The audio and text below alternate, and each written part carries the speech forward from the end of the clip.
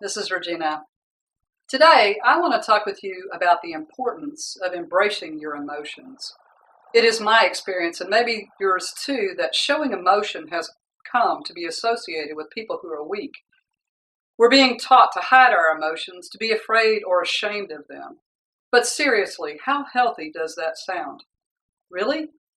How screwed up is that? What a twisted notion it is that stuffing our emotions will cause them to somehow magically disappear, and we'll go on our merry way filled with happiness, inner peace, and love. No, we won't. I don't know who started the "it's good to stuff your emotions" idea, but it is a huge load of crap. You and I were specifically designed to feel our way through life, ladies and gentlemen. We are emotional beings, so nothing good comes from stuffing the natural emotions we're born with. When we don't allow ourselves to feel and express our emotion in healthy ways, we pretend something isn't happening. We sweep stuff under the rug only to end up with a huge lump of unresolved issues, pain, and denial. As a result of stuffing, we overeat, drink too much, smoke, do illegal drugs, abuse prescription drugs, develop compulsive behaviors, abuse ourselves, others, children, or animals. We keep ourselves so busy that we don't have time to feel. We keep relationships superficial. We are in our head constantly intellectualizing or rationalizing. We work ourselves to death, have affairs, remain tied to technology, and can't sleep. Abuse of ourselves and others is not healthy or positive. So the time has come to embrace our emotions and to respect one another for expressing emotion in healthy ways. Especially, ladies and gentlemen, our men and boys. We must encourage all of our children to express healthy emotion. For many years, I never saw my father cry. He grew up in a society where real men didn't cry, ever. I resented him for it. No, let's be really honest, I hated him for it. Unable or unwilling to accept the vulnerability of expressing healthy emotion through tears made him an angry tyrant. He raged, snorted, and slammed around the house like a bull in a delicate china shop of two little girls and a scared wife.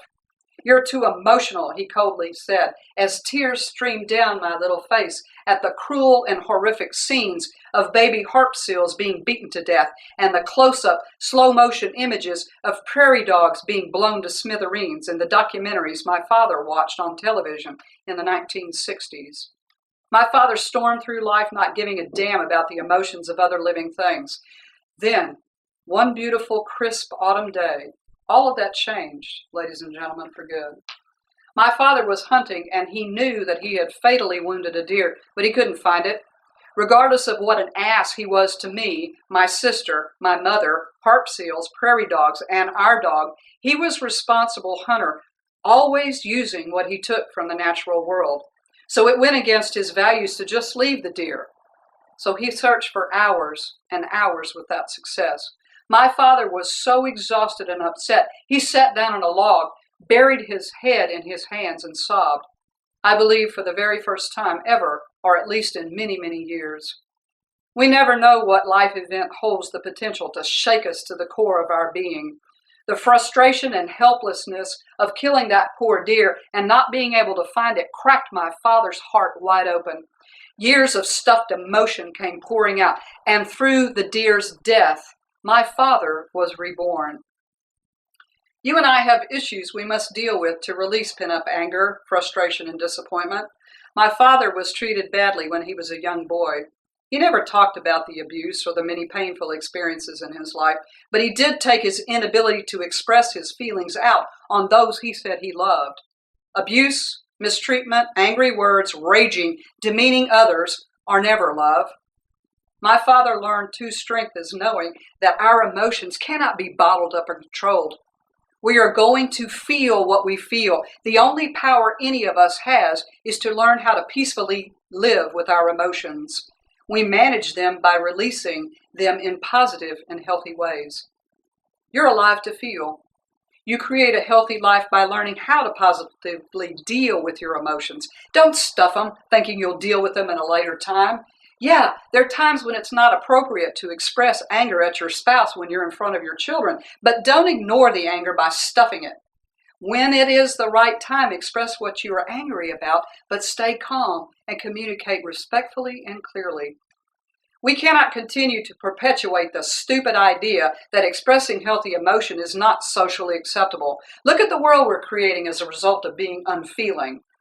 Let's teach our children healthy ways to express their feelings. That means you and I must know what we're feeling and why too, so that we can express those in healthy ways too.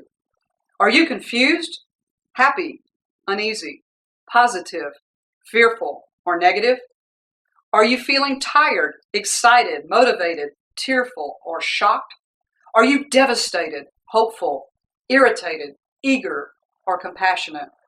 Whatever you feel, validate those emotions and support those you love in expressing their emotions in healthy ways too. True healing comes from feeling what you're feeling, because tears really do cleanse the heart like rain cleanses the earth. Until next time, feel what you feel and allow those people around you to feel what they feel too. Let's encourage one another to express emotion in healthy ways. Many blessings to you always.